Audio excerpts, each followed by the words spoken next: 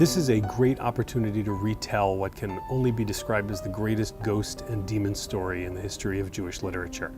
It comes from a book called Kav HaYashar by Rabbi Tzvi Hirsch Keidenhover, a leader of the Frankfurt Jewish community in the 17th and 18th century. And in a chapter of this book dedicated to the reasons why somebody should avoid demons at all costs, he tells the following story. In the town of Posen, there was a large stone home, and a family moved into the home and avoided the basement at all costs. One day, a young man, a teenager, descended the stairs to the basement and was found dead, laying on the stairs.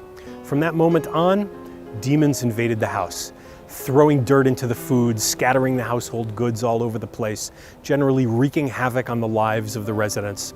The family called in the exorcists, they called in the Baal Shem, the magical healer of the Jewish community, who was simply unable to remove these demons from the house. Until, at some point, the demons approached the Baal Shem and they said, "We have a right to be here. This house belongs to us, and we will sue in court to get what we deserve." Off they went to court. The demons couldn't be seen, of course, but they could be heard. Their voices were loud and clear. And to back up their claim that they were entitled to this house, they said the following story. The original owner had been a silversmith, and he maintained a long-time ongoing affair with a beautiful female demon. And from that union, children were born.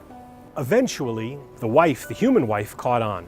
And then one Passover evening, she snuck behind her husband into the outhouse to discover that the outhouse had been magically transformed into this beautiful bedroom, and she caught her husband in the embrace of his demonic lover. And she put an end to it.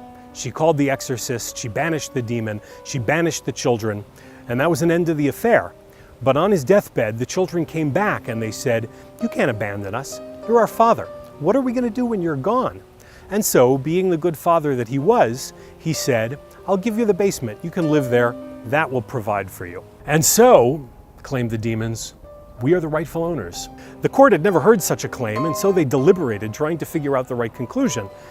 And they emerged with a verdict. Demons belonged in garbage dumps. Demons belonged in the hills and mountains outside the city. They certainly did not belong in the basements of well-meaning people, and they came to the conclusion that there could be no legal claim by the demons on this basement. The exorcist was able to return, remove the demons from the house, and everybody lived happily ever after.